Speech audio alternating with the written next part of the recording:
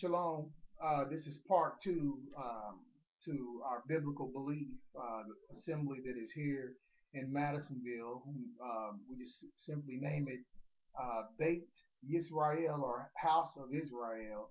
And we wanted to give some further information on our beliefs so that there's not so much uncomfortableness when it comes to our assembly. We hear people saying in town, "Hey, you go to your Shire or Strauber Logan's Boys Church," and we don't call ourselves a church. We call ourselves an assembly, and I'll speak about that in a second. But picking back up from part one, I was talking about the laws. Many people say to us, "Hey, you can't keep the law." Well, the law is the commandments of the Most High. He tells us what to do and what not to do, and He gives us the consequences of what we do.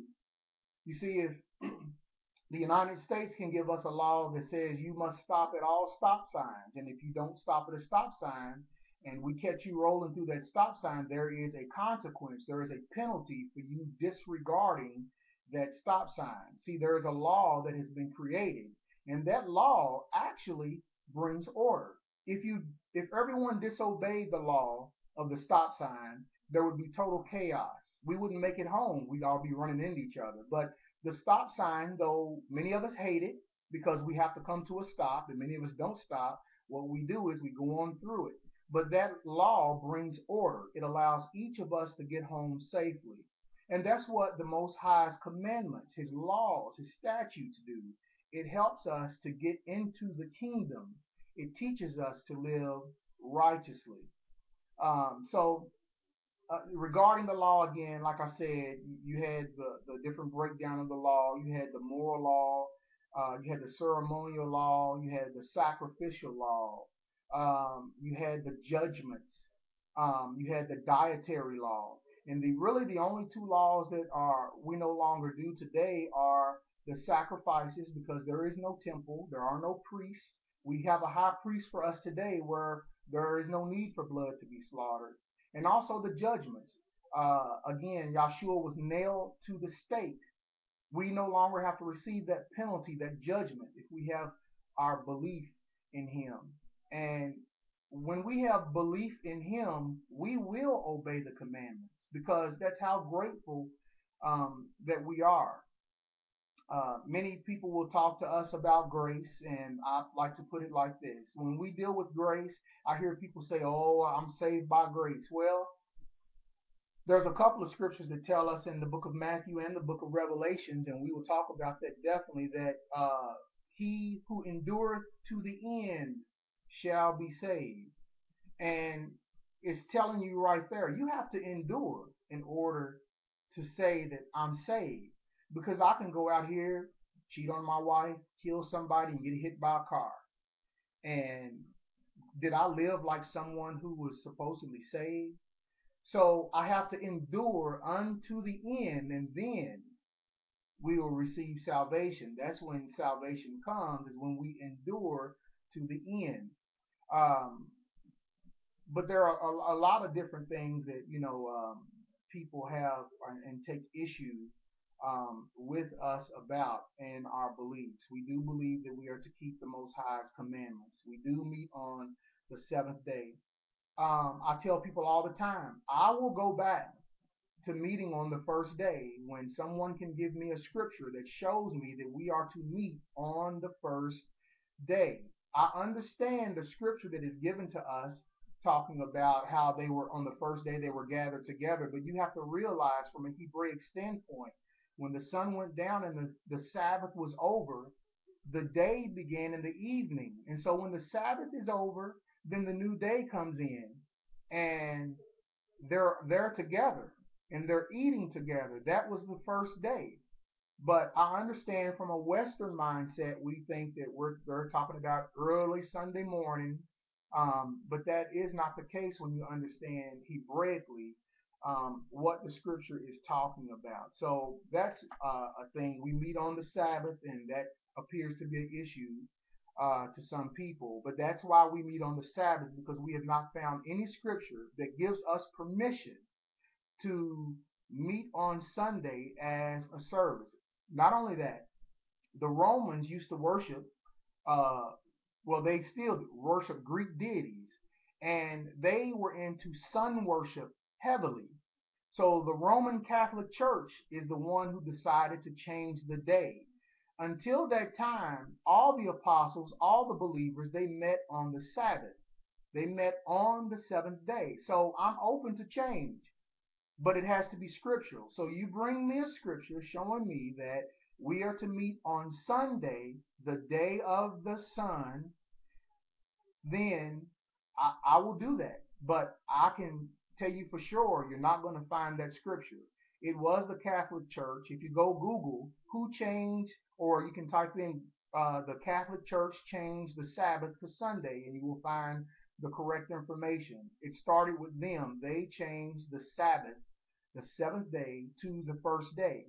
And ever since then, all of the daughters of the Catholic Church, those churches that broke away from the Catholic Church, they still do the same thing today. They meet on Sundays. So we choose to go back and Hebraically understand the scriptures and keep the scriptures as Yahshua kept them and as Yah told us to keep them. That's just what we do. And I'm sorry many take offense at that, but we're going to do what the scripture says, and that's why we really receive a lot of hardship here, being called a cult or those things. We just haven't found the information historically or the information in the scripture that tells us to do otherwise. You will see that we do not wear a cross. Many people don't have the understanding of the cross and it symbolizes. It is a Roman thing. The T represents Tammuz, and all of that is tied into paganism. It was actually, Peter calls it a tree or a stake. The proper translation is being impaled on a tree or a stake, not a cross. That was not the original words. And so when we deal with a Eastern book that has been translated into a Western book, I hear people say all the time, "Oh, you gotta believe what the King James says." And hey, it's the scripture.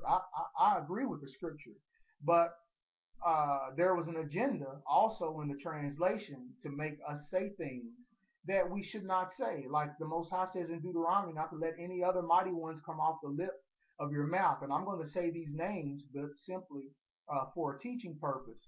The translation, for example, of some of the words that are in the script in the scripture that has been translated into King James, they use the word grace. Well, that was a Roman deity. It was a goddess. They used the word mercy. That was a Roman goddess, mercy. A lot of different words that was used in paganism that has us calling on those names. So we tend to try to stay away from some of those things once we learn it. Like we know that there, for another word for grace, there's compassion. So we choose to do those things, and we don't try to do that to be a problem. We just want to serve the Most High with all of our heart, with all of our soul, with all of our mind, and with all of our strength. So I know that, like I said, it's a little different here in Madisonville. We're used to the Baptist, the Methodist churches, all the different churches who are here, and that's what we grew up seeing all of our life. And I think because there is another assembly that is here in Madisonville, people don't quite know how to react to that. People don't talk to me about that Yoshaya, those things like that. But I wish that people would have I wish that people were man enough to come and ask us or ask me what we believe. And I'll be glad to tell you what we believe. I'll pull the scripture out with it and show you why I believe it. I don't believe something just because I think that it sounds good. I don't believe something because my mother and father did it, or my grandmother and grandfather did it, or whoever. I don't do it because of that. I do it because of what the word says, because the word is what's going to get me into the kingdom. Now, many people also wonder why I call myself by the name of Yoshaya ben Israel. And I will do a study on this. I will do a video on this. I do believe that we, the African Americans here in the United States, and I'm not saying all of them whatsoever, but most and many of the African Americans here in the United States are a part of the tribes of Israel. You see, the Bible tells us you're looking at a people who had no history, who had no hope, and we have been a people who have been assimilated into a culture, and now we've claimed this culture as our own. But when you go back and read and study about the children of Israel, you will find out that they were sent into captivity. Deuteronomy chapter 28, and I've got to read that, and I know some of you have heard me talking about it. Um, there is a sign, a indicator on the children of Israel. I'm going to give you a couple. Deuteronomy chapter 28. Um,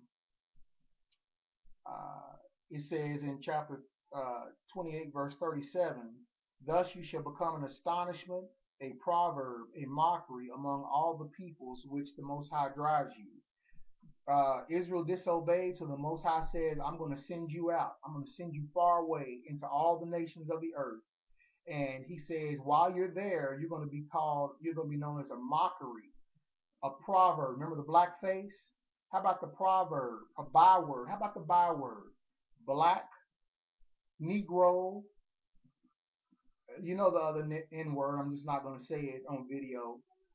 We've been called a number of different. Now we're called African American. We've had 5 names so far, and we're known as a byword. We're called by 2 continents, African Americans. When the Chinese come over, they're called Chinese. Germans come over, they're called German. But we're called African American. That's because we don't have a history. We don't have that. But I'll give you one of the last things. He says in verse 68 in chapter 28, he says, and Yah shall bring you back into Egypt, or in actually you'll take Egypt with you, slavery, in ships, by way in which I said to you again, you are never to see it again, and there you shall be sold to your enemies as male and female slaves, but no one to buy. That's really deep right there in and of itself. We are the only nation of people who have ever been taken into slavery by way of ships. The Most High told us, our forefathers, if you obey me, you will stay in the land, you will have good and plenty. If you disobey me, I'm going to send you out and I'm going to scatter you around the world. If you look at us, we've been to the east. In the Arab countries, they took us as slaves first, and then we were brought to the west by the Europeans. In every country, we have been taken into slavery. And if you notice that today you're hearing about the Limba tribe, look them up. Tribe in Africa, they have the Levitical priesthood DNA. Look at the Ethiopian Jews. You know, they were from King Solomon. There are a lot. There's so much history about us as a people being the children of Yah, and that's why we're mistreated as a people today. Many will say, "Oh, you have what you want," but we are mistreated today. So I just wanted to give you just a small rundown, and I'll do a study on these things to kind of help you understand a little bit more about what we believe. But I really appreciate you listening. I hope no one felt like they were attacked. I didn't try to be hostile towards anybody. But we just want you to understand who we are. We love the Most High. We understand that we have sinned, and the blood of the Messiah covers us. And we understand that. And we also understand who we are as a people. We realize that we are the children of Israel, and we realize that the Most High will come back to claim the children of Israel. And as in Romans chapter 11 teaches, and those who graft themselves into Israel. That's another teaching. We're going to talk about those things, but I just really wanted you to understand who we are.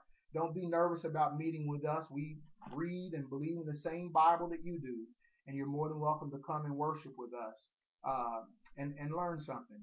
So I say shalom to those who will accept it.